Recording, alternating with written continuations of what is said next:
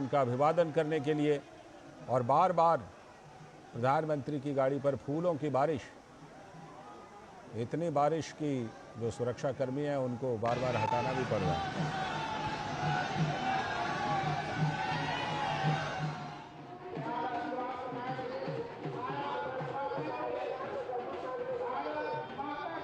भारत माता की जय के नारे।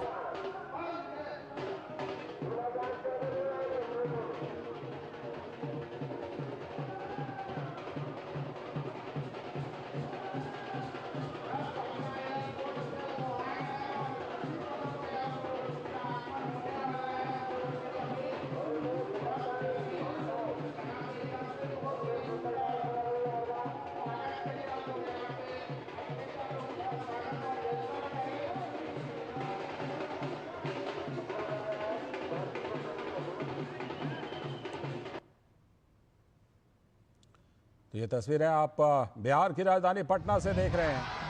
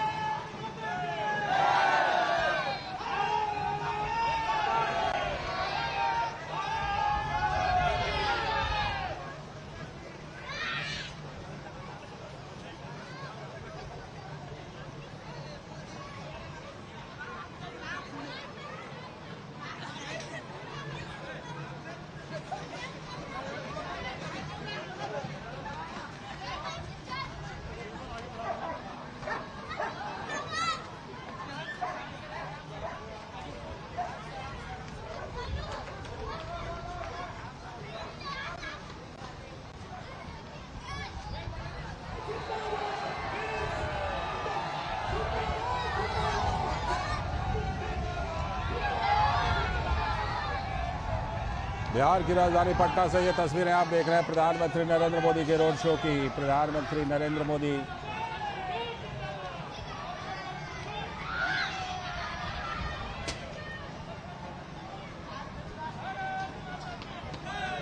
तो प्रधानमंत्री का पटना में ये रोड शो पटना हवाई अड्डे से लेकर वीरचंद पटेल मार्ग तक इस रोड शो का आयोजन किया गया है। और इस रोड शो में भारी संख्या में लोग उपस्थित, आम लोग, और लोगों में जबरदस्त उत्साह। तिरंगा थामे लोग, प्रधानमंत्री नरेंद्र मोदी का काफिला जब आगे बढ़ जा रहा है तो लोग भी साथ साथ आगे की तरफ एक बार फिर से प्रधानमंत्री को देखने के लिए, उनका अभिवादन करने के लिए दौड़कर आगे की तरफ आ रहे हैं। और भारत माता की जय, मोदी मोदी के नारे लोग लगातार उत्साह के साथ। और ये देखिए मशाल, हाथ में मशाल लेकर, प्रधानमंत्री का स्वागत। जबरदस्त उत्साह आम लोगों में जो प्रधानमंत्री नरेंद्र मोदी के इस रोड शो में पहुंचे हैं। और लोग मोदी मोदी के नारे, भारत माता की जय के नारे लगातार लगाते हुए, हाथों में तिरंगा को थामे हुए, प्रधानमंत्री की गाड़ी पर, प्रधानमंत्री के काफिले पर फूलों की बरसात करते हुए, दिल खोलकर प्रधानमंत्री का स्वागत करते हुए। और ऑपरेशन सिंदूर के बाद, या यूं कहें ऑपरेशन सिंदूर तो अभी जारी है, ऑपरेशन सिंदूर के दरमियान लोगों में ये भारी उत्साह, देशभक्ति से भरी हुई भावना और उसी भावना का प्रकटीकरण पटना की सड़कों पर, जहां प्रधानमंत्री का इस समय रोड शो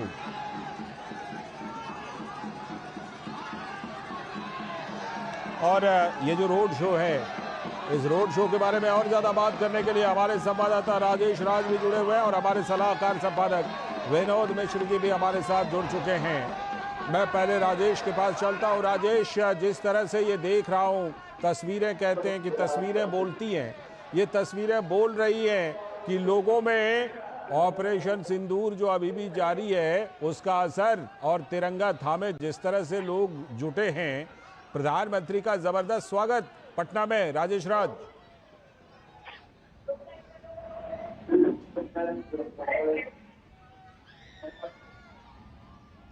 राजेश तक लगता है हमारी आवाज जा नहीं रही है। मैं विनोद जी से जुड़ता हूं। विनोद मिश्र जी हमारे सलाहकार संपादक जुड़े हुए हैं। विनोद जी, ये पटना की तस्वीरें क्या कह रही हैं? जिस तरह से लोग भारत माता की जय, मोदी मोदी के नारे लगाकर हाथों में तिरंगा लेकर प्रधानमंत्री का स्वागत कर रहे हैं। विनोद जी। लाल जी, आप कह सकते हैं कि ये अभिभूत करने वाली ये तस्वीरें हैं जी। और ये तस्वीरें ये बताती है कि आपको हमें याद करना चाहिए कि जब प्राइम मिनिस्टर मोदी पहली बार जब इस दौर में ये पहलगाम हमले के बाद गए थे, मधुबनी के उस जनसभा में प्राइम मिनिस्टर मोदी ने ये लोगों के साथ में ये कमिटमेंट किया था और ये ऐलान किया था कि इस बर्बर आतंकी हमले का हम बदला लेंगे। प्राइम मिनिस्टर ने ये ऐलान बिहार के ही उस धरती से किया था कि उन्होंने कहा था कि हम एक एक को चुन के मारेंगे। और ये बात जब प्राइम मिनिस्टर ने कहा था, वो कोई चोरी छुपे नहीं कही थी, वो दुनिया के सामने कहा था। एक मैसेज दुनिया को दिया था और एक मैसेज लोगों को दिया था कि आप भरोसा रखिए अपने सैन्य बल पे, अपने जवानों पे, हम इसका बदला लेंगे। और जब ये ऑपरेशन सिंदूर की कामयाबी के बाद प्राइम मिनिस्टर मोदी पहली बार बिहार पहुंचे हैं, तो जाहिर सी बात है कि लोग इस बात को जान रहे हैं कि जो मोदी ने कहा वो करके दिखाया। और ऐसे करके दिखाया कि ऑपरेशन सिंदूर में एक 20-22 मिनट में, 22 अप्रैल की घटना जब प्राइम मिनिस्टर मोदी कहते हैं कि हम 22 मिनट में वो बदला लिया। आतंकी के सबसे टॉप जो सेंटर थे, मरकज थे, चाहे वो मुरीद में हो, चाहे वो बहावलपुर में हो, लश्कर और जैश के दोनों के हेड ऑफिस जो उसका मरकज हुआ करता था, ब्रीडिंग ग्राउंड हुआ करता था, उसको तबाह कर दिया। और अन्य जो 9 प्रमुख ठिकाने थे, लश्कर, जैश और हिजबुल मुजाहिदीन के, सारे आतंकी के ट्रेनिंग सेंटर, और उसको तबाह किया था। तो ये बिहार जानता है कि ये मोदी है तो मुमकिन है। और इसलिए इस दौर में जब आप देखते हैं कि प्राइम मिनिस्टर मोदी उसी बिहार में, उसी पटना में जब ये ऑपरेशन सिंदूर के बाद लौटे हैं, तो लोगों को इस बात को लगता है मोदी से जो उम्मीद थी, देश ने जो एक उम्मीद किया था, वो उम्मीद मोदी ने पूरा करके दिखाया है। ये उसका एक थैंक्स और ये इसका एक बड़ा, आप कह सकते हैं कि एक्नॉलेजमेंट से थोड़ा छोटा वर्ड हो जाएगा।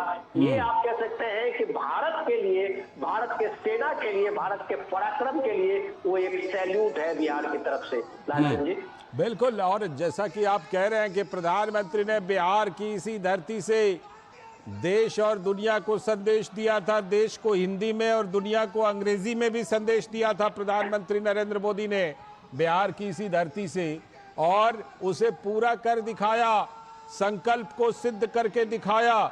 इसलिए भी पटना के लोगों में, बिहार के लोगों में ये उत्साह और अधिक दिखाई पड़ रहा है। विनोद जी, जिसका जिक्र आप कर रहे थे। बिल्कुल, मैं यही कह रहा हूँ कि वो एक नेता जो ये बात, आज भारत के लोग ये बात जान रहे हैं कि अब आतंकी हमले का कोई डोजियर नहीं भेजा जाता। वो जमाना गया कि आतंकी हमले भारत में हुए और उसके बाद पाकिस्तान की तरफ से कहा जाता था कि सबूत दे दो, हम इस पे जांच में सहयोग करेंगे। आज का भारत ये बकवास सुनने की आदी नहीं है। आज का भारत डोज देता है। और प्राइम मिनिस्टर मोदी ने उसी भाषण में और आज भी कई बार बता चुके हैं कि भारत में होने वाले एक भी आतंकी हमले का जवाबी कार्रवाई होगी और मजबूती से कार्रवाई होगी। तो ये ऑपरेशन सिंदूर जो अभी जारी है, प्राइम मिनिस्टर मोदी ने आज भी पश्चिम बंगाल के एक जनसभा में कहा है, तो ये भारत का एक पराक्रम का एक नया स्वरूप है। ये ऑपरेशन सिंदूर जस्टिस के लिए, भारत के जस्टिस के न्याय का एक नया स्वरूप है। और जब वो बिहार की धरती की बात आप करते हैं, वो क्रांति की धरती है, देश की तस्वीर बदलने वाली की धरती है, तो बिहार की धरती में गौरव और स्वाभिमान का सबसे ज्यादा इंपॉर्टेंट होती है, एक रोल प्ले करता है। तो वो लोगों ने ऑपरेशन सिंदूर के इस पराक्रम को, इस भारत के इस वैभव को, अपने सैन्य और शूरवीरों के इस शौर्य को जो देखा है, उसके लिए भारत की तरफ से, लोगों की तरफ से अपने जवानों को सैल्यूट है। और प्राइम मिनिस्टर मोदी के ये जो कमिटमेंट है, उनका जो वादा पूरा किया है, उनके स्वागत में इस दोपहर में चिलचिलाती धूप में, काफी भीड़ में इतने लोगों का हुजूम देख रहे हैं, तो आप कह सकते हैं कि ये स्वतः स्फूर्त आंदोलन, ये भीड़ है, ये स्वतः स्फूर्त लोगों का एक इमोशन है।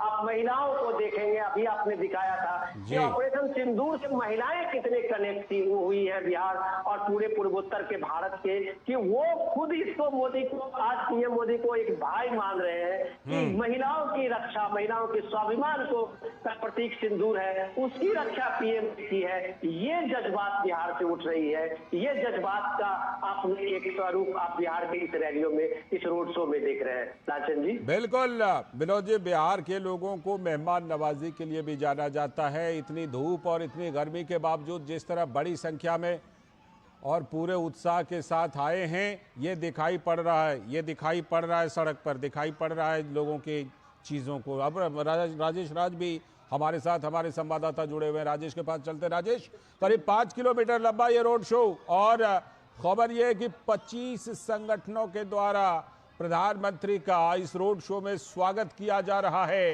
रोड शो की तस्वीरें हम अपने दर्शकों को दिखा रहे हैं राजेश, जिस तरह से जबरदस्त उत्साह, क्योंकि बिहार की धरती पर ही प्रधानमंत्री ने गर्जना की थी कि मिट्टी में मिला देंगे, मिट्टी में मिला दिया, इसलिए भी जबरदस्त उत्साह लोगों में। बिल्कुल लालचंद, आपने सही कहा। अभी तो अब सूरज जो है वो अस्ताचल की ओर है। अब सूर्यास्त होने की जो कड़ी है वो कुछ घंटों में खत्म हो जाएगी। लेकिन मैं सुबह से पटना की सड़कों पर लगातार यहाँ पर घूम रहा हूँ। पटना एयरपोर्ट से लेकर भारतीय जनता पार्टी का जो दफ्तर है, डाक बंगला चौराहा से सटा हुआ, इनकम टैक्स से सटा हुआ, वहां तक की अगर बात करें तो दोपहर 12 बजे 1 बजे से लोग जो हैं वो पलक पावड़े बिछाए हुए थे प्रधानमंत्री नरेंद्र मोदी की एक झलक पाने के लिए। और उनके इंतजार की ये घड़ियां जो है वो अब खत्म हो चुकी है। प्रधानमंत्री नरेंद्र मोदी पटना की सड़कों पर हैं। पटना एयरपोर्ट के नए टर्मिनल भवन का उद्घाटन करने के बाद और बिहटा में बनने वाले नए एयरपोर्ट के शिलान्यास के बाद वो रोड शो करने के लिए सड़कों पर उतर चुके हैं। उनकी एक झलक पाने के लिए लोग बेताब नजर आ रहे हैं।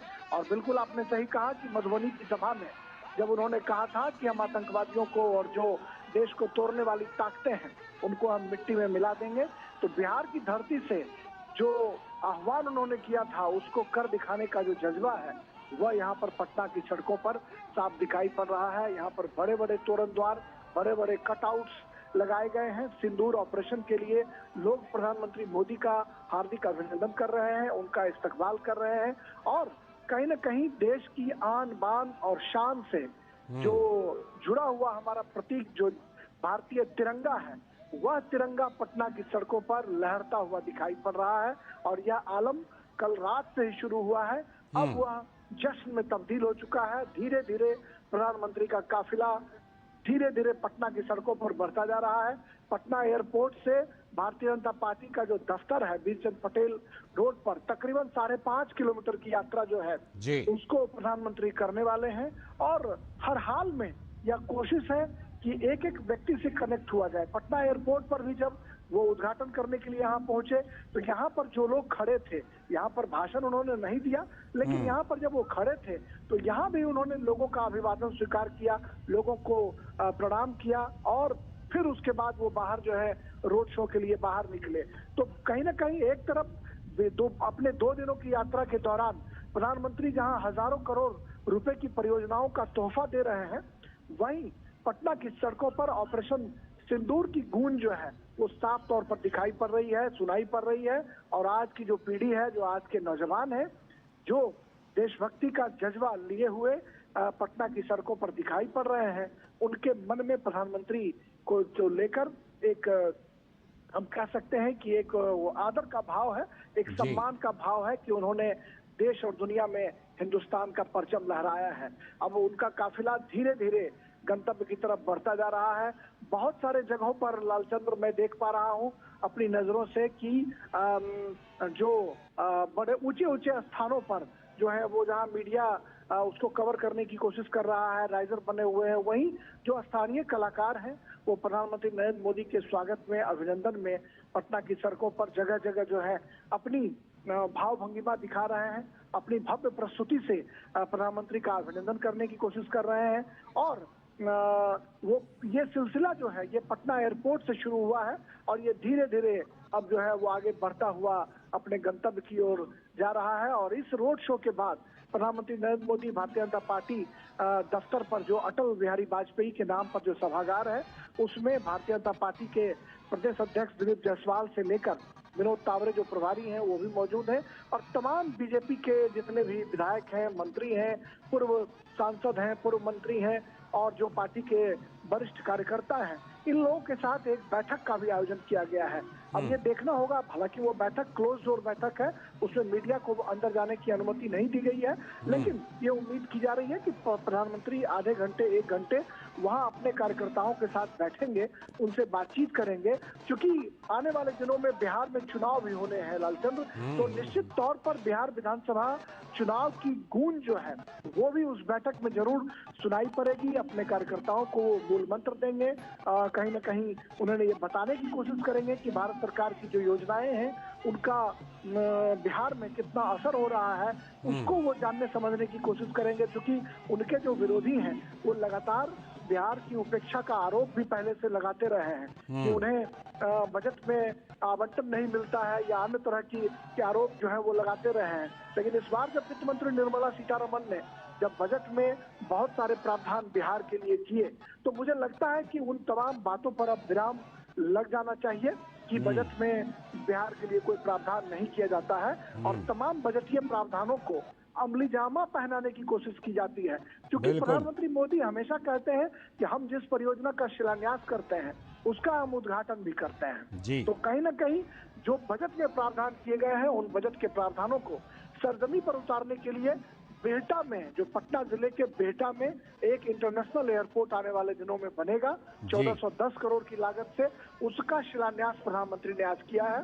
और पटना एयरपोर्ट का जो नया टर्मिनल भवन बना है वहां पर भी उसका उद्घाटन उन्होंने किया है। अब उम्मीद जताई जा रही है कि अंतर्राष्ट्रीय हवाई अड्डा है, यहाँ नेपाल के लिए, काठमांडू के लिए पहले भी फ्लाइटें चलती रही हैं और नए एयरपोर्ट से उम्मीदें बढ़ी हैं, तो अंतर्राष्ट्रीय विमानों की संख्या, उड़ानों की संख्या जरूर बढ़ेगी और तमाम सुविधाओं के बीच जो है प्रधानमंत्री अब रोड शो में धीरे धीरे उनका काफिला बढ़ रहा है। और कहीं ना कहीं राष्ट्रभक्ति का जज्बा, और इस रोड शो की खासियत एक लालचंद ये भी है कि इसमें बीजेपी के झंडे कम दिखाई पड़ रहे हैं, तिरंगा झंडा जो है ये पटना की सड़कों पर लहराता हुआ दिखाई पड़ रहा है और यह लगातार दिखाई पड़ रहा है पटना एयरपोर्ट से लेकर बीजेपी के दफ्तर तक।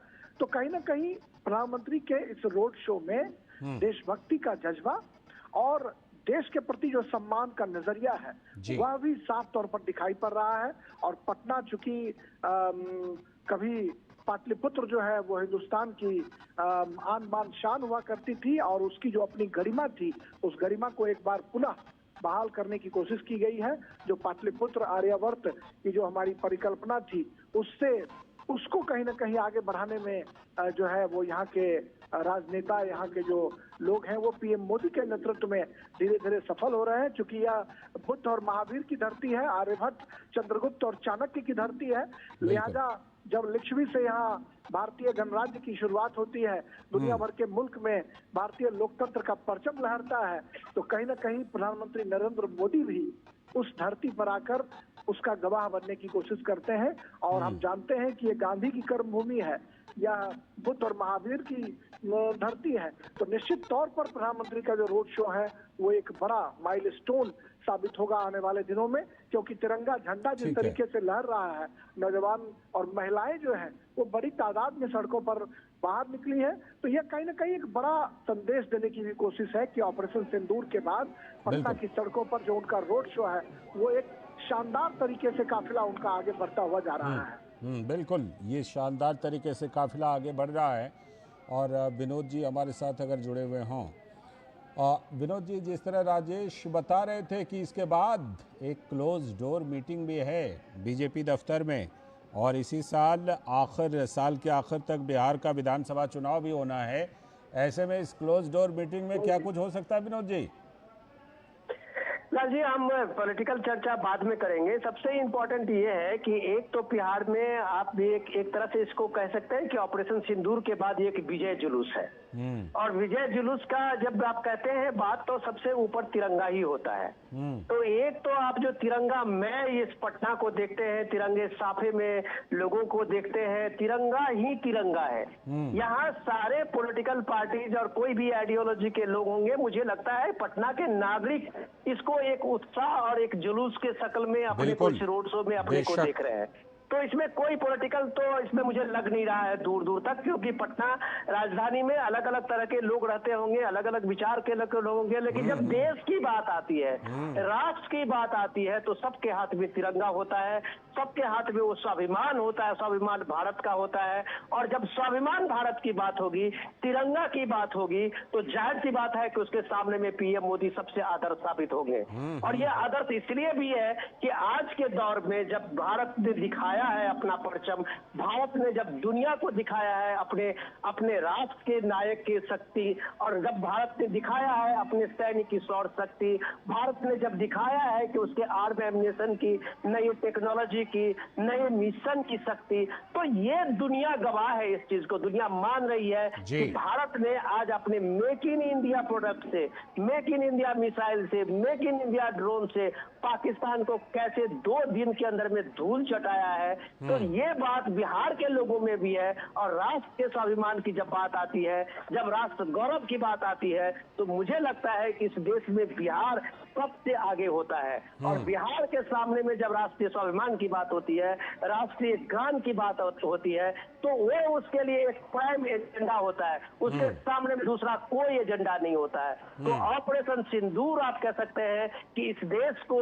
बहुत दिनों के बाद एक सूत्र में बांधने के, एक तिरंगा के नीचे लाने का एक बड़ा काम किया है। ये शौर्य बल अपने सेनाओं का है, ये सैल्यूट अपने उस सेनाओं का, तीनों सेनाओं का है, जो वो परचम दिखाया है दुनिया के सामने में। तो बिहार इसमें कभी पीछे नहीं रही है। और जाहिर सी बात है कि इस देश का नेतृत्व में अगर पीएम मोदी है, जो डिसीजन लेते हैं और अपने फैसले को करके दिखाते हैं, सक्सेस करके दिखाते हैं, तो ये जो भारत में एक स्वाभिमान जगह है कि जब पीएम मोदी कहते हैं कि हम घर में घुस के मारते हैं, तो ये घर में घुस के मारने वाला जो अंदाज है, बिहार ने उसको सैल्यूट किया है। बिहार की महिलाओं ने उस ऑपरेशन सिंदूर के स्वाभिमान को सैल्यूट कर रही है। बिहार की महिलाओं को लग रहा है कि उसकी एक एक महिलाओं के सिंदूर की रक्षा करने वाला उसका एक भाई है, जो भारत के स्वाभिमान का नेतृत्व कर रहा है। तो ये बिहार के से पूरे देश को एक मैसेज है कि जब विजय जुलूस के शक्ल में ऑपरेशन सिंदूर का, अगर विजय जुलूस के शक्ल में लोग बाहर आते हैं और उसके बीच में अगर प्राइम मिनिस्टर मोदी होते हैं, तो जाहिर सी बात है तब आपको एक नजारा दिखता है। जाहिर सी बात है कि वो पटना, वो बिहार सबसे आगे होता है। लाल जी, बिल्कुल, ये बिहार आगे दिखाई पड़ रहा है इस मामले में, और उत्साह के मामले में जबरदस्त उत्साह लोगों में। राजेश, आप जिक्र कर रहे थे कि इसके बाद प्रधानमंत्री वहां पर एक क्लोज डोर मीटिंग भी करने वाले हैं। राजेश, क्या कुछ खास इसको लेकर चर्चा है? क्योंकि बिहार के लोग सकारात्मक तौर पर राजनीतिक चर्चा में भी बड़ी दिलचस्पी दिखाते हैं। हाँ, बिल्कुल सही आपने कहा। और बिहार को राजनीति की पहली पाठशाला भी कहा जाता है। हम सब जानते हैं कि बिहार में जो चाय की दुकान है, चाय की दुकान पर जो गॉसिप होती है, वहाँ से जो सियासत की बातें होती हैं, वो गांव में सरजमी पर उतरती हैं। सियासत की बातें जो है उसको कॉमन पीपल, रिक्शा ठेला जो चलाने वाले लोग हैं, जो समाज का वीकर सेक्शन है, वह भी राजनीति की बारीकियों को समझता है। तो निश्चित में तौर पर ऐसे में जब प्रधानमंत्री अपने पार्टी के नेताओं और कार्यकर्ताओं के साथ बैठेंगे तो निश्चित तौर पर बिहार विधानसभा चुनाव का जिक्र जरूर होगा।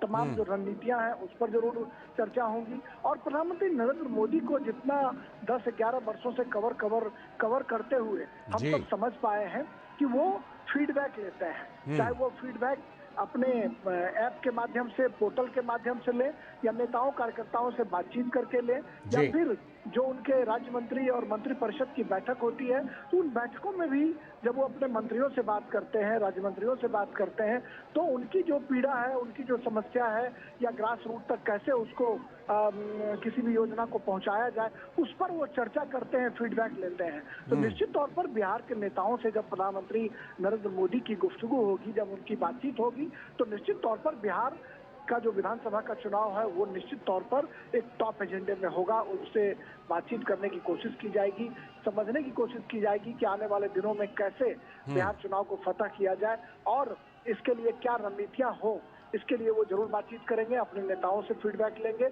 और प्रधानमंत्री को बिहार की राजनीति में बहुत दिलचस्पी भी है। प्रधानमंत्री हमेशा से भगवान महावीर और बुद्ध का जिक्र करते हैं, चंद्रगुप्त चाणक्य का जिक्र करते हैं, और कहीं ना कहीं जो बिहार का पॉलिटिक्स है उसको क्षेत्रवार भी समझने की वो कोशिश करते हैं। जो हमारे यहाँ मगध मिथिला का रेंज है, चाहे कोसी और सीमांचल का इलाका है, उसकी बारीक समझ रखते हैं। तो मुझे लगता है कि जिन क्षेत्रों से जो नेता आएंगे, जो जिन क्षेत्र से का नेता प्रतिनिधित्व करते हैं, उनसे जरूर प्रधानमंत्री फीडबैक लेंगे कि उस क्षेत्र में भारतीय जनता पार्टी की क्या स्थिति है, आने वाले दिनों में क्या रणनीतियां होंगी, कार्यकर्ताओं का कैसे उत्साह बढ़ाया जाए, और भारत सरकार और बिहार सरकार की जो योजनाएं हैं उनको कैसे सरजमी तक ले जाया जाए, और कैसे राष्ट्रभक्ति का जो जज्बा है वो कैसे पटना की सड़कों पर दिखाई पड़ रहा है, इसकी भी समीक्षा जरूर होगी उस बैठक में। इस तरह के तमाम जो कयास हैं वो लगाए जा रहे हैं। अब देखना होगा कि पीएम मोदी जब बीजेपी दफ्तर पहुंचेंगे तो उसके बाद कितना वो वक्त देते हैं, कितना समय वो देते हैं भारतीय जनता पार्टी दफ्तर पर, ये देखने वाली बात होगी। लेकिन क्लोज डोर जो बैठक है उस बैठक में ये उम्मीद जरूर की जा सकती है कि आधे घंटे 1 घंटे तक बैठक जरूर चलेगी, क्योंकि उसमें तमाम जो नेता और कार्यकर्ता हैं वो उम्मीद जताए हुए, उम्मीद लगाए बैठे हैं कि पीएम मोदी आएंगे और निश्चित तौर पर उनसे बातचीत होगी। और बिहार विधानसभा का जो चुनाव है वो हर हाल में टॉप एजेंडे में होगा कि कैसे बिहार विधानसभा चुनाव का किला फतह किया जाए। और अब जैसा कि हम देख पा रहे हैं कि प्रधानमंत्री नरेंद्र मोदी का जो काफिला है वो आहिस्ता आहिस्ता अपने गंतव्य स्थल की तरफ जो है वो बढ़ता जा रहा है। 5.5 किलोमीटर लंबा काफिला पटना एयरपोर्ट से निकलकर धीरे धीरे जो है शेखपुरा मोड़ होते हुए आगे विमेंस कॉलेज, इनकम टैक्स होते हुए वीर चंद पटेल पथ का जो भारतीय जनता पार्टी का दफ्तर है वहां तक ये पहुंचेगा। और ये उम्मीद जताई जा रही है कि पीएम मोदी जो है वो पूरी गर्मजोशी के साथ अपने कार्यकर्ताओं से मिलेंगे, और जो भीड़ का उत्साह है वो विजुअल्स में निश्चित तौर पर लालचंद देख रहे होंगे कि लोग कैसे छोटी उम्र के बच्चे हैं या फिर जो महिलाएं हैं वो हाथों में तिरंगा लिए फूल बरसाते हुए पीएम मोदी का गर्मजोशी के साथ स्वागत, अभिनंदन, इस्तकबाल कर रहे हैं। बिल्कुल बिल्कुल, ये स्वागत दिखाई पड़ रहा है, लोगों में ये उत्साह दिखाई पड़ रहा है। और विनोद जी, अभी जो आपने प्रधानमंत्री के एक बयान का जिक्र किया जो ऑपरेशन सिंदूर को लेकर उन्होंने दिया था, एक बयान को लेकर के इस रोड शो में कटआउट बड़ा सा दिखा कि खून और पानी एक साथ नहीं बह सकते, ये कटआउट भी इस रोड शो में दिखाई पड़ रहा है। विनोद जी, प्रधानमंत्री ने जो जो बातें कही हैं ऑपरेशन सिंदूर के दौरान, लोगों ने उसको हाथों हाथ लिया है और उसी का प्रकटीकरण है लोगों का ये उत्साह, लोगों के द्वारा लगाए गए वो कटआउट्स। लाल जी, आपने बिल्कुल सही कहा। और मैं देख रहा हूँ तस्वीरों में जो लोग आगे बढ़ रहे हैं, काफिला आगे आगे आप देख रहे हैं कि, और हुजूम पीछे से चलते हुए आगे बढ़ रहा है। हर के हाथ में वो तिरंगा है और तिरंगा के थामे हुए वो जोश है, वो दीवानगी है। ये बाबू कुंवर सिंह की धरती है लाल जी, ये हम आप जानते हैं स्वतंत्रता संग्राम में अग्रणी भूमिका निभाने वाले कुंवर सिंह का भी वो 80 के दौर पार करने के बाद भी खून खौला था और वो अंग्रेजों से लोहा लिया था। तो वही बिहार है। क्योंकि ये जो बिहार की धरती में जब वीरों की बात होती है, गौरव की बात होती है, और जब बिहार में आज का जो वो पोस्टर है कि खून और पानी साथ साथ नहीं बहेंगे, तो वो ये सीधे सीधे वो संकल्प की ओर इशारा करता है कि जो ये टेररिज्म के खिलाफ में जो जीरो टॉलरेंस का प्राइम मिनिस्टर मोदी का वो संकल्प है, तो वो साफ साफ बताता है कि अब खून और पानी एक साथ नहीं बहेंगे दरियाओं में। और इंडस वाटर ट्रीटी का ये बात हमें गौर करना चाहिए। इंडस वाटर ट्रीटी का को लेके भारत के इस संकल्प का जितना इम्पैक्ट राज्यों में हुआ है, लोग इस बात को महसूस कर रहे हैं, लोग इस बात को समझना चाह रहे हैं, जानना चाह रहे हैं कि भाई आखिर इतने 60 वर्षों तक आखिर इस इंडस वाटर ट्रीटी के लेके कभी क्यों बात नहीं हुई थी। तो प्राइम मिनिस्टर मोदी ने जब एक साथ ये संकल्प लेके दुनिया को दिखाया, अभी तो उन्होंने कहा कि हमने बस रोका है, होल्ड पे रखा है, सब पार पे पसीने आ रहे हैं।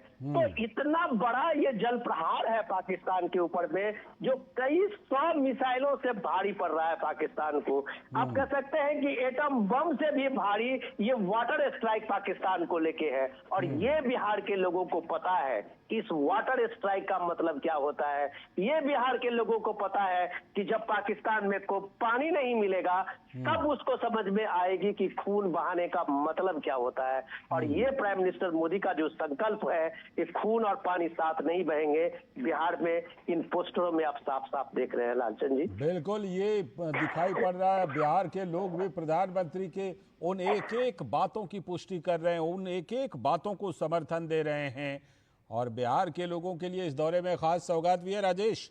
50,000 करोड़ रुपए से भी ज्यादा की परियोजनाएं हैं जिनका उद्घाटन और शिलान्यास प्रधानमंत्री करने वाले हैं। आज से लेकर कल तक कौन कौन सी बड़ी बड़ी परियोजनाएं जिसकी सौगात बिहार के लोगों को मिल रही है राजेश? देखिए, पटना का जो नया टर्मिनल है, उसके अलावा बिहटा एयरपोर्ट का हमने जिक्र किया कि ये बजट में बाकायदा वित्त मंत्री निर्मला सीतारमण ने इसका ऐलान किया था कि बिहटा में एक इंटरनेशनल एयरपोर्ट बनेगा। तो जब 2 एयरपोर्ट की परिकल्पना पाटलिपुत्र की धरती पर, पटना की धरती पर जब होगी, तो निश्चित तौर पर जो कंजेशन है वो भी घटेगा और विकास की जो नई इबारत है वो भी लिखी जाएगी। बिहटा जो है वो एक एजुकेशनल हब बन चुका है। वहाँ पर NIT, पॉलिटेक्निक कॉलेज समेत बड़े बड़े कॉलेज जो है वो खुल गए हैं। 4 लेन का वहाँ पर निर्माण किया जा रहा है। जो बिहटा पटना जो मुख्य मार्ग है, जो मोकामा सरमेरा होते हुए बेगूसराय 4 लेन में अब कनेक्ट हो रहा है।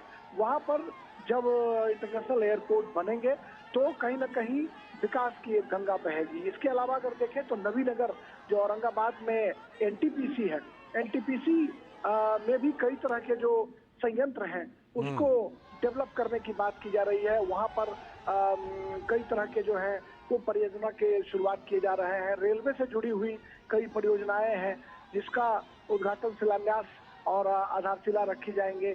इसके अलावा अगर हम देखें तो करीब 50,000 करोड़ रुपए की सौगात जो है वो प्रधानमंत्री मोदी देने की कोशिश कर रहे हैं। तो निश्चित तौर पर जो लोग सवाल खड़े करते थे कि प्रधानमंत्री ने ऐलान करने के बाद बिहार को कुछ नहीं दिया, उन तमाम लोगों के मुंह पर ये एक बड़ा ताला हम कह सकते हैं कि लगने वाला है। क्योंकि प्रधानमंत्री जब भी आ रहे हैं किसी न किसी बड़े कार्यक्रम में बिहार को वो तोहफा देने की कोशिश कर रहे हैं।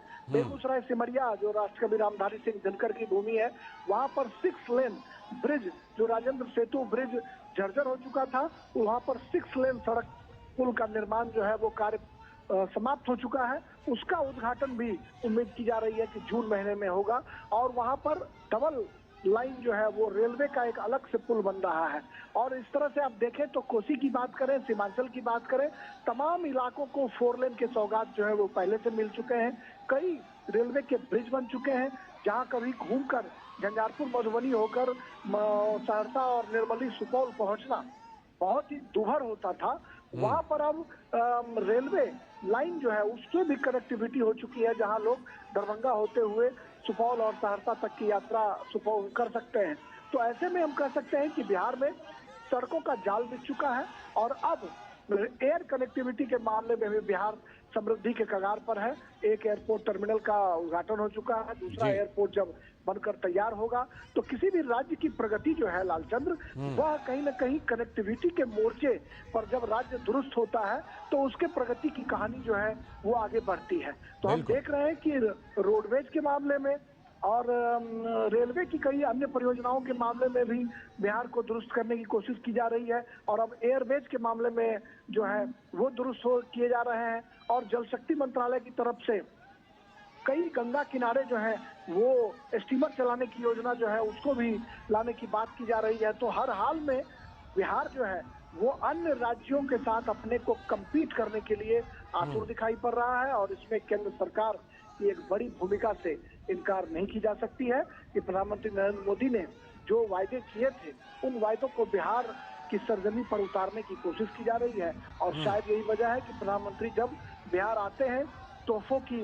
बरसात करते हैं, लोगों को सौगातें देते हैं, और पटना की सड़कों पर आकर रोड शो के जरिए या फिर नागरिकों से मिलजुल कर वो कहीं ना कहीं संवादों का आदान प्रदान भी करते हैं, जिसके जरिए वो जनता की नब्ज टटोलने की कोशिश भी करते हैं, जनता की पीड़ा को कम करने की कोशिश करते हैं, जनता को समझने सुनने की कोशिश करते हैं, और बिहार में आकर एक बड़ा संदेश देने की भी कोशिश की जाती है। हम जानते हैं कि आजादी की लड़ाई हो या फिर जयप्रकाश नारायण आंदोलन, जेपी आंदोलन, दोनों में बिहार ने अग्रणी भूमिका निभाई है। तो कहीं ना कहीं आज के जो राजनेता है वो अभी बिहार को समझते हैं, और शायद ये वजह है कि कई चीजों की शुरुआत जो है वो बिहार से होती रही है, और उसको आगे बढ़ाने की कोशिश जो है वो पीएम मोदी के द्वारा लगातार की जा रही है। पीएम मोदी का रोड शो जो है वो आगे धीरे धीरे बढ़ता हुआ अब अपने गंतव्य स्थल की तरफ जा रहा है। आप देख सकते हैं कि सड़क के दोनों किनारे जो बैरिकेड्स लगाए गए हैं वहां पर लोगों का हुजूम चल रहा है। जो सुरक्षा बल के जवान हैं वो बहुत मशक्कत कर रहे हैं लोगों को नियंत्रित करने के लिए कि लोग जो है अपने दायरे में रहकर प्रधानमंत्री का इस्तकबाल करें, अभिनंदन करें। तो कुल मिलाकर हम कह सकते हैं कि एक बेहतरीन रोड शो के जरिए प्रधानमंत्री बिहार की सड़कों पर, पटना की सड़कों पर दस्तक दे रहे हैं, लोगों के दिलों पर दस्तक देने की कोशिश कर रहे हैं कि आज की जो पीढ़ी है वो तिरंगा के महत्व को समझे, आज की पीढ़ी देशभक्ति के जज्बे को सलाम करे, और कहीं ना कहीं जो बिहार अग्रणी भूमिका निभाता रहा है स्वाधीनता आंदोलन में, जेपी आंदोलन में, उस कड़ी को आगे बढ़ाने में आज के नौजवान अपनी भूमिका जो है उसको सुनिश्चित करें। सियासत छात्र आंदोलन जो है उसकी शुरुआत भी बिहार से हुई, समाजवादी आंदोलन की शुरुआत बिहार से हुई, तो कई आंदोलनों का गवाह रहा है बिहार। और उस बिहार की सड़कों पर पीएम मोदी का भव्य रोड शो इस बात की तस्दीक करता है कि आज के नौजवान छात्र आंदोलन और छात्र राजनीति और युवा राजनीति से जुड़कर बिहार का भला कर सकते हैं, और पीएम मोदी कहीं न कहीं विकास की बरसात कर बिहार को समृद्ध करना चाहते हैं, जिसकी झलक, जिसका रिफ्लेक्शन साफ तौर पर बिहार में अब देखा जाने लगा है। बिल्कुल, ये लोगों में ये उत्साह दिखाई पड़ रहा है। और विनोद जी, जिस तरह से प्रधानमंत्री नरेंद्र मोदी बिहार के लोगों के साथ कनेक्ट करते हैं, बिहार के लोग प्रधानमंत्री के साथ कनेक्ट करते हैं, उसका एक उदाहरण हमने कुछ देर पहले दिखाया भी था, किस तरह वहाँ के लोक गीतों में ऑपरेशन सिंदूर को शामिल किया गया है। तो चाहे बिहार की महिलाएं हों, बिहार के नौजवान हों, वो प्रधानमंत्री नरेंद्र मोदी के साथ अपने अंदाज में कनेक्ट कर रहे हैं। उसका नज़ारा हमने उन लोक गीतों में भी सुना, देखा, उसका नज़ारा हम पटना की सड़कों पर भी देख रहे हैं। विनोद जी, सबसे बड़ा जो इम्पोर्टेंट चीज है इसको समझने के लिए कि इस नेतृत्व का सबसे एक भरोसे की बात होती है, और बिहार जो है वो भरोसे के मामले में आप कह सकते हैं कि वो खड़ा सोना है। आप पिछले 2014 से आप देखें लगातार 2025 तक के चुनावों के अभियान में पीएम मोदी बिहार में अक्सर लड़ते हुए देखते हैं, अपने अलायंस पार्टनर को भी लीड करते हुए देखते हैं, चाहे वो जेडीयू के साथ में उनका अलायंस हो, एक बार छोड़ के लगातार वो अलायंस में रहे, या बीजेपी का अकेली पार्टी में आना हो, लीडरशिप इनका एक फेस होता है। तो आप देख सकते हैं कि प्राइम मिनिस्टर मोदी के उस चेहरे पे बिहार में, चाहे वो लोकसभा का चुनाव हो या राज्यसभा का चुनाव हो या विधानसभा का चुनाव हो, बिहार ने कभी भी प्राइम मिनिस्टर मोदी को निराश नहीं किया है।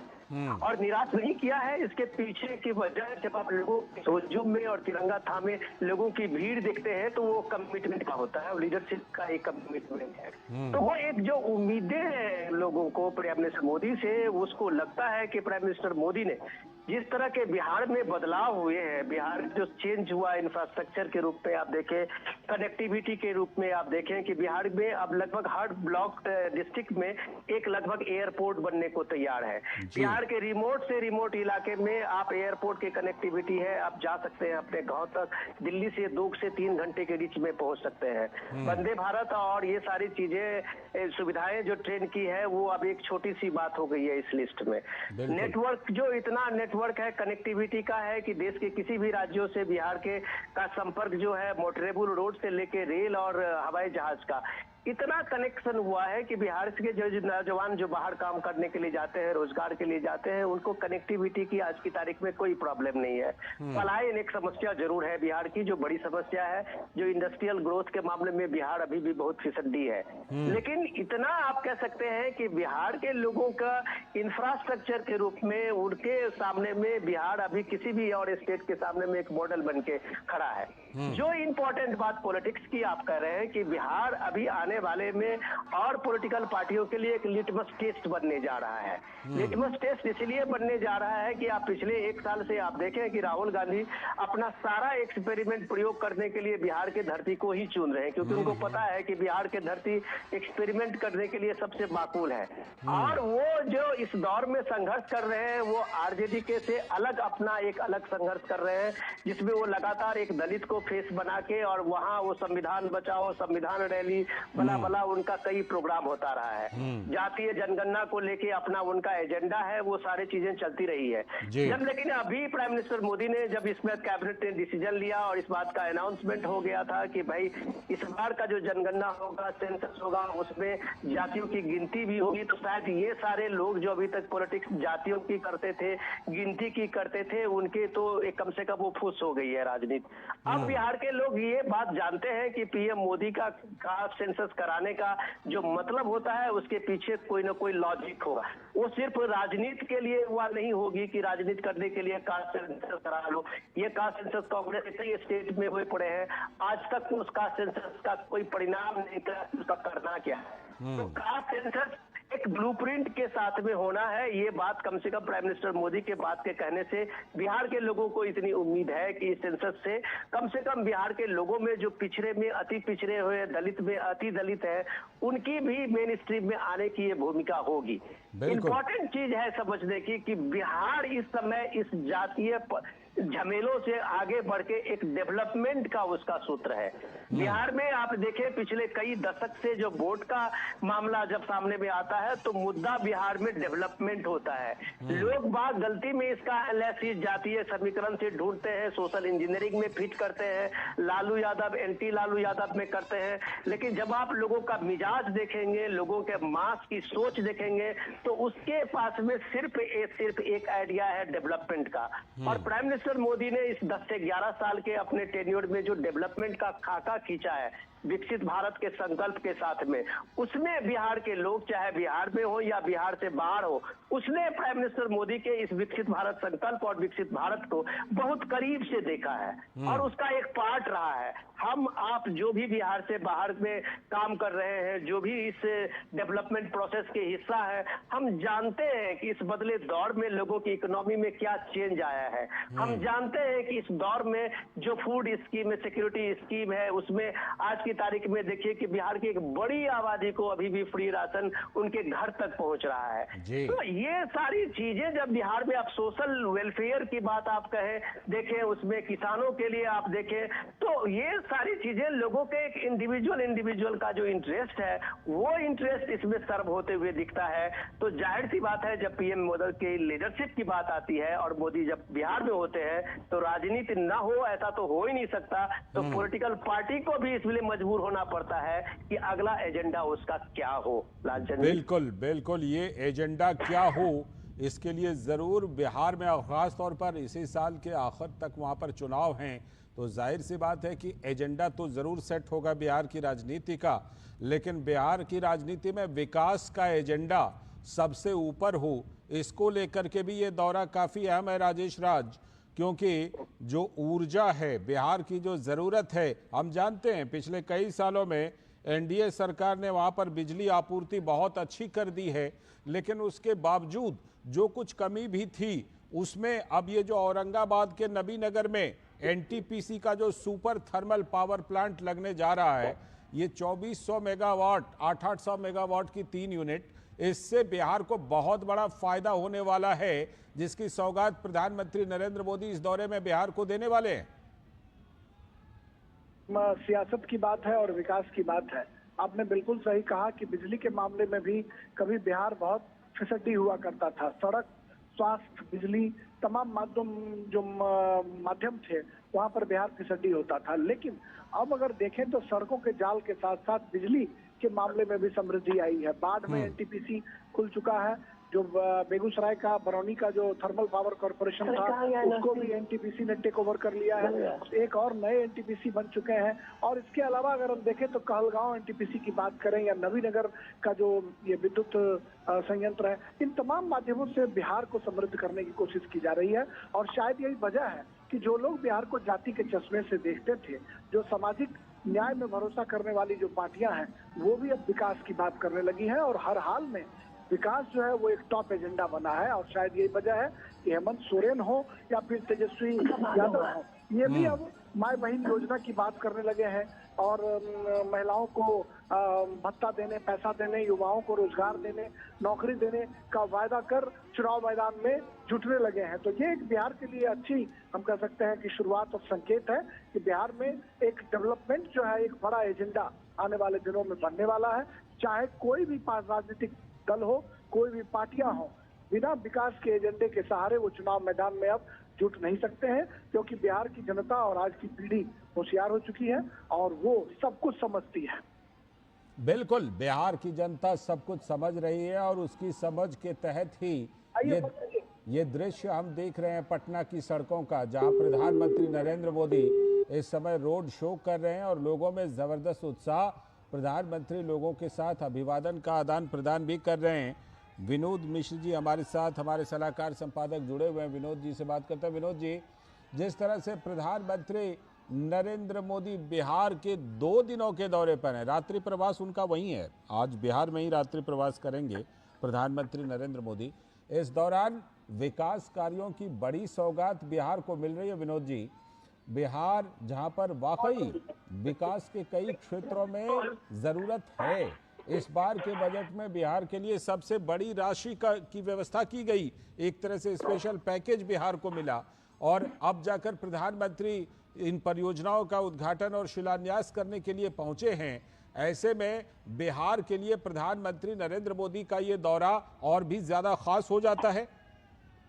राजन जी, आप जब देखते हैं कि बिहार में जब कभी इलेक्शन का समय होता है तो कम से कम अपोजिशन के लीडर की तरफ से वो स्पेशल पैकेज की बात आती है जी, क्योंकि बिहार और झारखंड के बंटवारे के साथ में वो स्पेशल पैकेज का आप ये बात पिछले काफी अरसे से सुनते रहे हैं। लेकिन मुझे लगता है कि जो स्पेशल पैकेज का जो अमाउंट था उसे कई गुना ज्यादा बिहार को अब तक पिछले 10 सालों में प्राइम मिनिस्टर मोदी ने दे दिया है।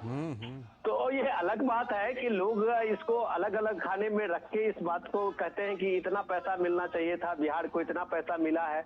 लेकिन मुझे लगता है कि जो बिहार के साथ में नाइंसाफी हुई है 10 साल पहले, और जिस तरह से बिहार के कई ऐसे प्रोजेक्ट जो लंबित थे और काम पूरे नहीं हो पा रहे थे, इन 10 सालों में बिहार का जो डेवलपमेंट है, मुझे लगता है कि किसी भी स्पेशल पैकेज से और उस स्पेशल पैकेज के नाम पे जितनी सियासत है उसका एक उदाहरण, और उसको चुप कराने के लिए ये सारे परियोजनाएं हैं जो पिछले 10 साल में बिहार में कंप्लीट हुए हैं जी। अब सवाल ये है कि बिहार में सबसे इम्पोर्टेंट चीज समझने की है कि बिहार में डेंसिटी का एक बड़ा बोझ है, आबादी बड़ी है वहाँ, उसके हिसाब से आप देख रहे हैं कि वहाँ इतने लैंड का वो एक्विजिशन का स्कोप नहीं है कि वहाँ बड़ी इंडस्ट्री लगाई जा सकती है।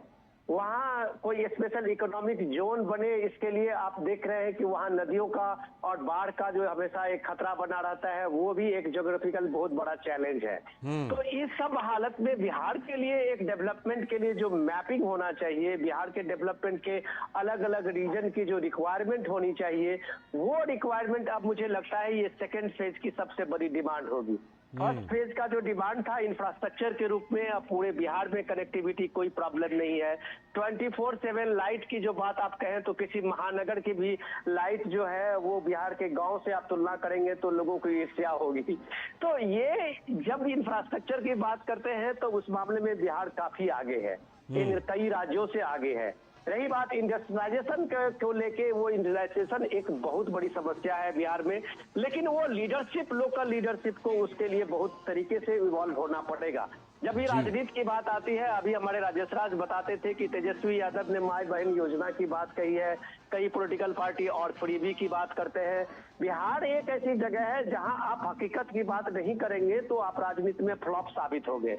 आप जब माई बहन की बात करते हैं तो बिहार में आप देखिए कि 9.5 करोड़ के लगभग महिलाएं हैं, और 9.5 करोड़ के महिलाओं के लिए जब आप फ्री की बात करते हैं कि 2500 रुपया 1000 रुपया देंगे, तो उसका बजट कम से कम बिहार के बजट के जो अभी टोटल बजट है उससे ज्यादा होता है। तो तेजस्वी यादव से कोई पूछे इस बात को कि तुम्हारे पास ये पैसे आएंगे कहाँ से, उसका सोर्स क्या होगा, जो तुम माई बहन योजना में सबको तुम 2000-2500 या जो रुपया देने के लिए तैयार हो। तो सवाल है, ये आप हकीकत को छोड़ के आप लोगों के सामने में एक ऐसे ब्लफ देते हैं, लोगों को बताते हैं कि हम ये दे देंगे, हम ये दे देंगे। तो दिल्ली के इलेक्शन ने लोगों को दिखा दिया है कि ब्लफ की सियासत अब लोगों के सामने में नहीं चलती है, लोग हकीकत पर विश्वास करते हैं। और प्राइम मिनिस्टर मोदी जब इस तरह की बात करते हैं तो वो उसका एक रोड मैप होता है, एक प्लान होता है। उस प्लान में जो स्टेट का रिसोर्सेज है, उस रिसोर्सेज से आगे बात करना किसी के पॉलिटिकल पार्टीज के लिए, किसी के लिए एक बेईमानी बात होती है। खुद आपने देखा कि मल्लिकार्जुन खड़गे कर्नाटक के सीएम को कह रहे थे कि जितनी तुम्हारी रिसोर्सेज है उससे ज्यादा तुम वादा ही क्यों करते हो। और कर्नाटक जैसे फ्री भी स्टेट में इतना बड़ा मेट्रो जिसके पास हो, साइबर सिटी हो, और उसकी हालत देखिए कि सारे डेवलपमेंट प्रोजेक्ट बंद पड़े हुए हैं। तो ये चीजें बिहार के लोगों को पता है, बिहार के लोग इस बात सबसे अवेयर है कि आप एक झूठ के वादे करेंगे और वोट ले लेंगे, वो आज की तारीख में वहां नहीं होगा। ग्राउंड पे अगर आपने काम करके दिखाया होगा, नीतीश कुमार पिछले 17-18 साल से इसलिए सरवाइव कर रहे हैं क्योंकि उनका जो डिटर्मिनेशन है डेवलपमेंट को लेके, एक इंफ्रास्ट्रक्चर को लेके, ये लोगों के दिल में उतरा हुआ है। लोग भले ही इसको कास्ट कम्बिनेशन में देखें, महादलित दलित गठबंधन की बात करें, लोग अपर कास्ट, लोअर कास्ट, ये कास्ट सब देखें, लेकिन वहाँ बिहार के हर परिवार अगर किसी तरफ से प्रोग्रेस से किसी भी रूप में अगर अभी जुड़ा हुआ है तो उसमें नीतीश कुमार के नेतृत्व में बिहार में बीजेपी की सरकार ने उसको छुआ है, उस चीज को एड्रेस किया है। चाहे लड़कियों की आप साइकिल योजना की बात आप करेंगे, बिहार में पहला है जो लड़कियों के लिए साइकिल की स्कीम की निकाली थी। तो आप देखिए बिहार में आज ये हालत है कि बिहार में शायद ही कोई गांव हो और कोई घर हो जिसकी लड़कियां कम से कम मैट्रिक पास नहीं हो।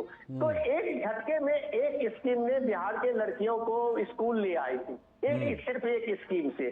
तो ऐसे स्कीम एक रिवॉल्यूशन लाता है, समाज में एक परिवर्तन लाता है, पढ़ाई की तरफ लड़कियों का रुझान बढ़ा है। तो आज आप देखिए कि बिहार में शिक्षक की जो भर्ती हुई है जिसमें 33% लड़कियों के लिए रिजर्व है, महिलाओं के लिए रिजर्व है, तो आपको स्कूलों में 50% से ज्यादा महिलाएं शिक्षक मिलेंगी। तो ये चेंजिंग जो बिहार का है इसको लोग नहीं देख पा रहे हैं। जो हम आप दिल्ली से लोग जाते हैं और राजनीति की एनालिसिस शुरू करते हैं, वो बिहार के इस जमीनी सच्चाई को नहीं देखते हैं। हम इस चीज को नहीं देखते हैं कि ये सेल्फ हेल्प ग्रुप बनने से बिहार में जो महिलाएं गांव में हो, कस्बे में हो, वो कैसे अर्निंग का एक बड़ा रिसोर्सेज ढूंढ लिए हैं। आज आप करोड़पति दीदी की बात जब प्राइम मिनिस्टर मोदी करते हैं उसमें बड़ी तादाद बिहार की है। बिहार में आप ड्रोन दीदी की बात करते हैं तो बड़ी तादाद में आपको बिहार में वो ड्रोन दीदी मिलेंगे जो अपने खेती बाड़ी के साथ साथ पड़ोस में भी उतना पैसा कमा लेती है अपने ड्रोन दीदी से। तो ये जो बिहार का बदला हुआ स्वरूप है उसको आप जातीय चश्मे से, उसको आप सोशल इंजीनियरिंग चश्मे से, उसको आप लालू यादव के पिछले 20-25 साल की सियासत से नहीं समझ सकते हैं। समझने के लिए आप पे हर के इंडिविजुअल के ग्रोथ को समझना होगा, हर के इंडिविजुअल को स्टेक होल्डर बनना का जो उसके सिलसिला शुरू हुआ है इस डेवलपमेंट की कहानी में, ये प्राइम मिनिस्टर मोदी के 11 साल की सबसे बड़ा कंट्रीब्यूशन आप कह सकते हैं कि ग्रोथ इंजन के रूप में अगर सामने में आप ये देखें तो उसके स्टेक होल्डर के रूप में हर इंडिविजुअल शामिल हुआ है।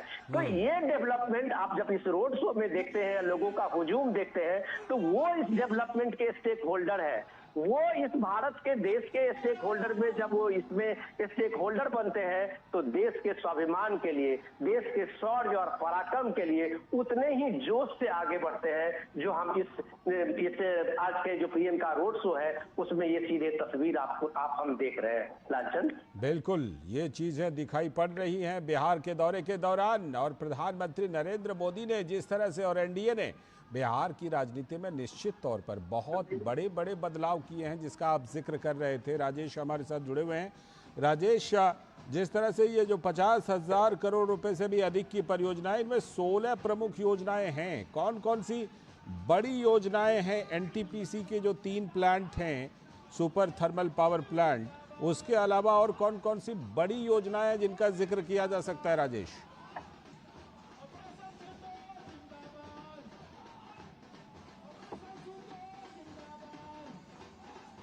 राजेश, आप हमारे साथ जुड़े हुए हैं?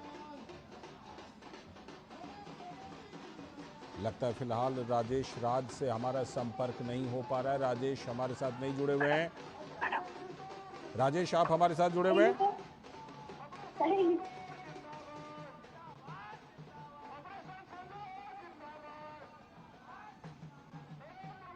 राजेश हैं आप हमारे साथ जुड़े हुए?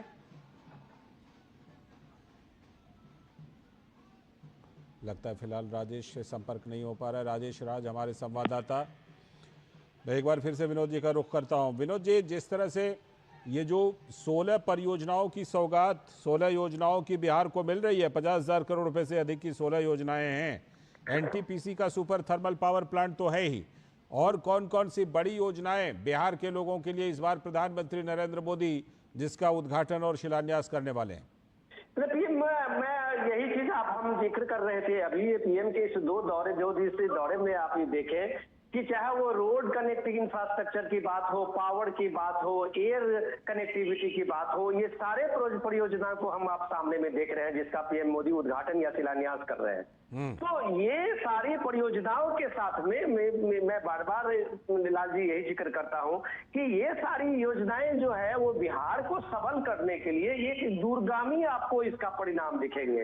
इसका परिणाम आपको देखेंगे, उसमें देखेंगे कि आप जब बिहार में अभी आबादी बढ़ी है, जनसंख्या का भार बढ़ा है और उसके इतने लोड की डिमांड बढ़ी है। अब बिजली जो है, अब गाँव में आप भी देखिए कि लोग बाग अब पहले आप सिर्फ लाइट तक ही सीमित नहीं है, अब गाँव में भी एसी लग रहे हैं, गांव में भी लोगों के घरे में फ्रिज और रेफ्रिजरेटर है। हाँ, ये अलग बात है कि इस पावर के कंज्यूम करने में जो डोमेस्टिक यूज है वो ज्यादा है, इंडस्ट्रियल यूज कम है।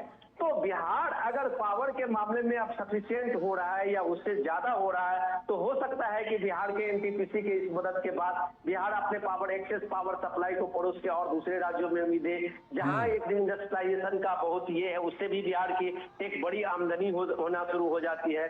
सोलर पावर के आप में देखिए कि वो किस तरह से रूफ टॉप पे लोग बिहार में भी लगाना शुरू किए हैं, जो एक एनर्जी के मामले में वो सेल्फ सफिशिएंट होने जा रहे हैं। तो ये सारी स्कीमें और ये सारी चीजें बिहार में है।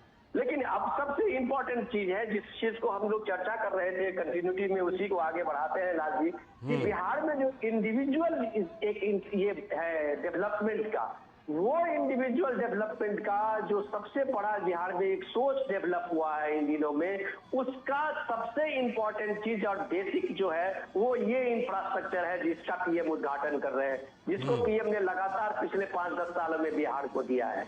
ये डेवलपमेंट है जब आपके गांव, आपके शहर, आपके गलियां, आपके मोहल्ले जब कनेक्टिविटी से जुड़ता है, लोगों में स्पीड बढ़ता है तो एक आइडिया फ्लोरिश होता है, उसको कुछ करने का जज्बा होता है। लोग अब जो देखिए कि बिहार में जो डेवलपमेंट हुआ है उसमें जो एमएसपी का जो मिडिल शॉर्ट का जो इंडस्ट्री है, इस दुकानें, ये छोटे छोटे उद्योग है, उसको लेके एक बहुत बड़ा बढ़ावा मिला है। तो ये सारी चीजें तब हुआ है जब बिहार में एक मजबूत इंफ्रास्ट्रक्चर हुआ है, बिहार में कनेक्टिविटी बनी है, रोड सड़कों का जाल बिछा है। तो ये सारी चीजें करने के पीछे का कारण है कि बिहार में इंटरप्रेन्योरशिप बढ़ी है और इसके पीछे ये सारे डेवलपमेंट प्रोजेक्ट हैं। ये सारे डेवलपमेंट प्रोजेक्ट बिहार में लोगों को एक साहस दिया है, बैंकों से लोगों को ऋण मिला है, मुद्रा स्कीम ने लोगों को और भरोसा बढ़ाया है। तो ये इतनी सारे चीजें, इतने सारे दर्जनों स्कीम बिहार सरकार, भारत सरकार के हैं जो लोगों को किसी तरह से, एक तरह से आप कह सकते हैं कि उसको आत्मनिर्भर बनने के लिए एक प्रेरणा देती है। तो आज जब प्राइम मिनिस्टर मोदी है तो जाहिर सी बात है कि बिहार के आने वाले और वर्षों में बिहार को और सबल कैसे किया जाए, बिहार को मुख्य धारा में लाने के लिए लोगों को और किस तरह की नई स्कीमें शामिल हो रही है वहाँ, इन सारे चीजों की बात होगी, इन सारे डेवलपमेंट का एक खाका तैयार होगा।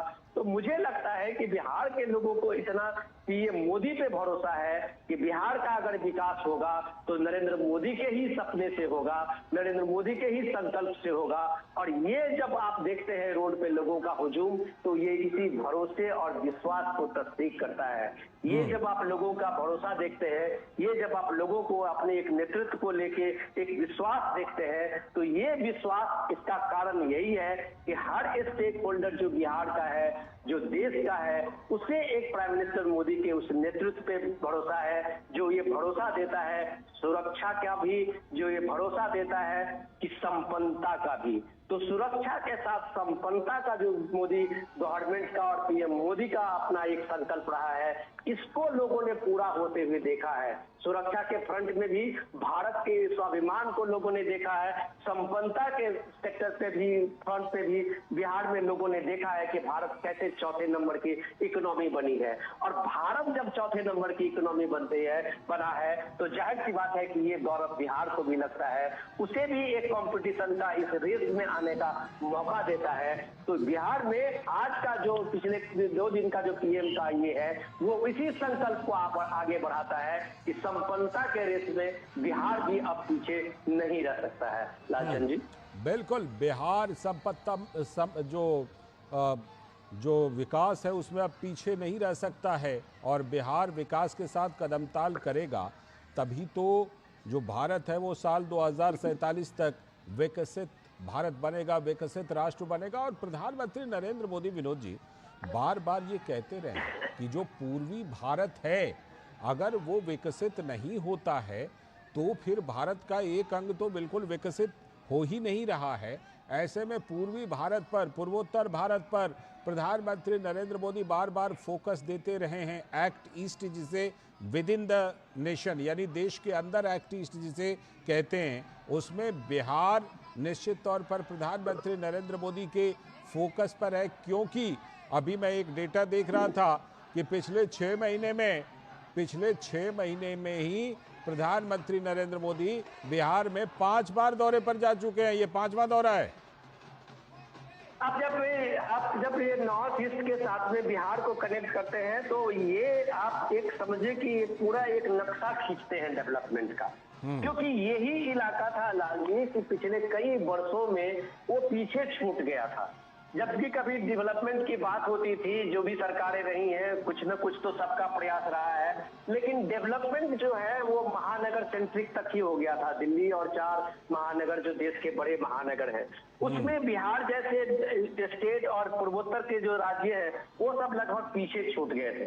लेकिन आज जब आप देखें कि पूरे सरकार का, भारत सरकार का फोकस ये हुआ है, तो वो कनेक्शन में आपका बिहार एक पार्ट होता है। दूसरी बात, जब आप इम्पोर्टेंट बता रहे थे कि विकसित भारत की जब आप बात करते हैं, उस विकसित भारत में अगर बिहार जैसे कोई स्टेट, नॉर्थ ईस्ट का स्टेट, कोई कोना आपका वहां विकसित नहीं हो पाता है, अंडर डेवलप होता है, तो जाहिर सी बात है वो विकसित भारत का संकल्प आपका पूरा नहीं होता है। पूरे देश में, दुनिया में बिहार के लोगों का जो एक मेहनती, बिहार के पराक्रमी, बिहार के लोगों का एक टैलेंट आप जब सुनते हैं, तब उसके साथ में बिहार में लोगों का रोना यही होता था कि बिहार में वो इंफ्रास्ट्रक्चर नहीं है कुछ करने के लिए, बिहार में वो पूंजी नहीं है। अब जब बिहार में आप देख रहे हैं कि इंफ्रास्ट्रक्चर के मामले में बिहार में कोई कोना ऐसा नहीं है जो इंफ्रास्ट्रक्चर के मामले में कहीं भी कोई कोताही बरती गई हो। रही बात आप पूंजी की बात है, तो ये पूंजी की बात में तो बिहार में तब ये चीजें सामने में दिखेगी जब आपको वहां पे लॉ एंड ऑर्डर की सिचुएशन में आप देखेंगे कि बिहार में आने में लोगों का एक भरोसा बढ़ेगा, और वो भरोसा तब बढ़ेगा जैसे आप अभी ने देखा कि उत्तर प्रदेश में यही हालत थी, सटे हुए जो राज्य थे जो लगभग बिहार में थी। लेकिन जैसे ही उत्तर प्रदेश में योगी के आने के बाद आप देखिए कि कैसे एक ट्रांसफॉर्मेशन हुआ था, क्योंकि लॉ एंड ऑर्डर सिचुएशन में वो सिचुएशन को टैकल करना बिहार के लिए एक चैलेंज है, और मैं मानता हूं कि अभी भी है। उस चीज को एक दुरुस्त करने के बाद ही जब आप पूंजी की बात कर सकते हैं, तो एक पूंजी का बड़ा फ्लो बिहार में होने वाला है, क्योंकि बिहार एक बड़ा बाजार है, चाहे वो नेशनल कंपनियों के लिए हो या मल्टीनेशनल कंपनी के लिए हो, क्योंकि बिहार के लोगों के पॉकेट में पैसा है। बिहार के लोगों में अब खरीदारी की वो ताकत है।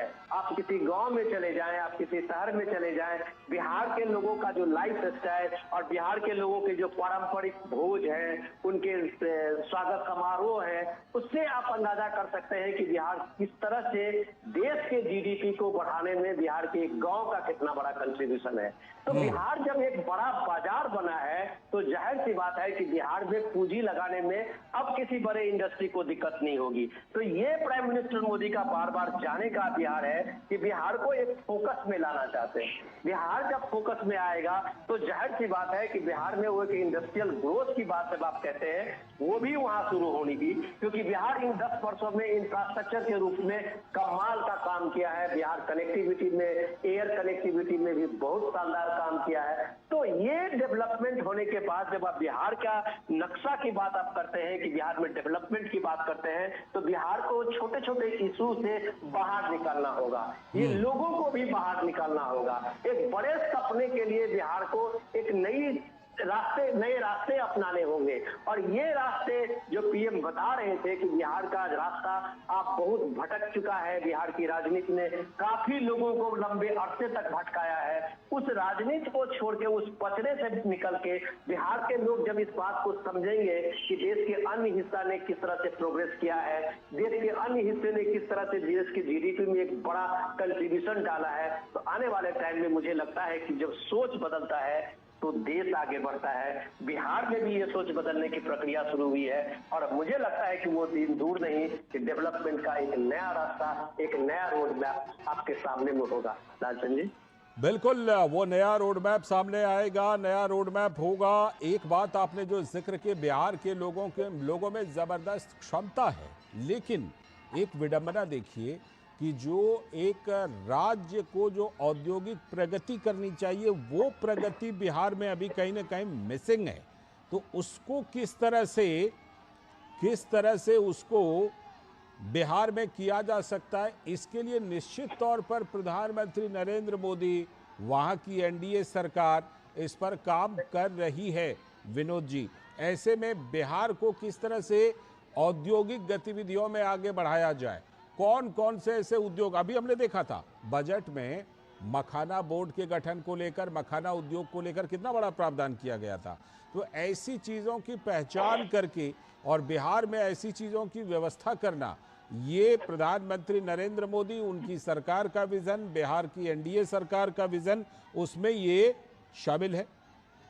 लालजी, आपने बहुत सही सवाल उठाया है। इसकी चर्चा हम लोगों को पहले भी से करना चाहिए कि मैं इसीलिए इंडस्ट्रियल ग्रोथ की बात जब आप कर रहे थे, तो प्राइम मिनिस्टर मोदी ने बिहार के बेसिक को सामने में लाया है। इस बजट में जब आप देखते हैं कि मखाना को लाके, और मछली उत्पादन जो बिहार की एक सबसे बड़ी पूंजी है, बिहार का जो एक बड़ा बाजार देश दे सकता है, उसमें मखाना और मछली जो है, और उसके साथ साथ में आप हॉर्टिकल्चर की बात करते हैं तो मखाना एक उद्योग से आप देखिए कि मैं भी उसी इलाके से हूं जहां मखाना लगभग अब तक का गृह उद्योग होता था, लेकिन बड़ी पूंजी उसमें नहीं होती थी। तो बड़ी पूंजी नहीं लगने के कारण होता था क्या कि वो एक कुटीर उद्योग की तरह ही होता था। मल्लाहों का कुछ समूह पोखरों में, तालाबों में मखान निकालते थे, उसको कूटते पीटते थे और बाजारों में ले जाते थे। अब वो एक बड़ा उद्योग बन गया है, एक कोऑपरेटिव, आप इसको कह सकते हैं कि रिवॉल्यूशन बन रहा है। उस कोऑपरेटिव रिवॉल्यूशन में आप ये देखेंगे कि एक बड़ा समूह, एक बड़ा तबका इसमें लगा हुआ है। उसके सामने में मार्केट है, उसके सामने में इंडस्ट्री है। दसियों इंडस्ट्री पिछले 1 साल में बजट के घोषणा के बाद बिहार में लगनी शुरू हुई है। पूंजी आना शुरू हुआ है, क्योंकि लोगों को लगता है प्राइम मिनिस्टर मोदी अक्सर पब्लिक मीटिंग में मखाना की चर्चा करते हैं। एक ब्रांड के रूप में पीएम मोदी खुद मखाना का एक ब्रांड एम्बेसडर बनते हैं, कहते हैं मैं रोज मखाना खाता हूं। तो जाहिर सी बात है, दुनिया में लोगों की ललक मखाना से बड़ी है। और अगर मखाना का मार्केट नेशनल इंटरनेशनल एक पकड़ लेता है लाल जी, जो आपको हमें यकीन करना चाहिए कि आने वाले टाइम में बिहार में कम से कम एटलीस्ट 1 लाख से 1.5 लाख लोगों को रोजगार देने के लिए एक मखाना ही उसका काफी होता है। जहां तक की बात आप करेंगे दूसरे एग्रीकल्चर प्रोडक्ट की, जो बिहार की अपनी पूंजी है, भागलपुर का आप देखिए कि पोहा का है, वो दुनिया का सबसे मशहूर पोहा है। भागलपुर के, अभी मुजफ्फरपुर की आप लीची देख लीजिए, बिहार के आम देख लीजिए।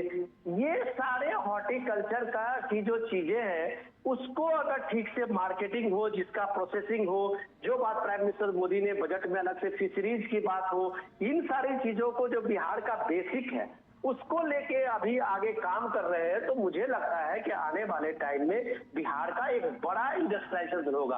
अभी फूड प्रोसेसिंग यूनिट बिहार में कई डिस्ट्रिक्ट में आप देखेंगे, कई शहरों में फूड प्रोसेसिंग यूनिट लगे हैं। मुजफ्फरपुर से लेके कई जगह पे आप देख सकते हैं कि जहां जहां भी लीची का उद्योग है या छोटे छोटे कारोबारी तरफ से कर रहे थे, एमएसएमई सेक्टर जगह काम कर रहे थे, वहां बड़े उद्योग लग रहे हैं। दूध के उत्पादन में आप देखिए कि बिहार का, यूपी के बाद बिहार का दूध के प्रोडक्शन में काफी एक इंपॉर्टेंट रोल प्ले करता है। तो वहां किस तरह से सुधा कोऑपरेटिव का एक बड़ा रोल प्ले किया है। तो ऐसा नहीं है कि वहां कुछ नहीं हो रहा है, इंडस्ट्रियलाइजेशन के लिए बहुत कुछ हो रहा है। ये अलग बात है कि बड़ी कंपनी इस तरह से वहां अभी तक लॉन्च नहीं हुई है, लेकिन छोटे स्तर पे देखिए कि जो प्रयास शुरू हुए हैं एमएसएमई की तरफ से, वो एक बड़ा रिवॉल्यूशन है और बड़ा एक गेम चेंजर का काम किया है, जो बिहार में हम लोग अभी देख रहे हैं। पर कैपिटा इनकम में आप देखिए कि बिहार के पिछले 10 साल में पर कैपिटा इनकम में काफी चेंज आया है। तो ये सब इंपॉर्टेंट बताता है कि ग्रोथ इंजन में बिहार अभी देश से कभी पीछे नहीं है। हाँ, इंडस्ट्रियलाइजेशन के रूप में अभी बिहार पीछे है, उसका बहुत कायाकल्प होना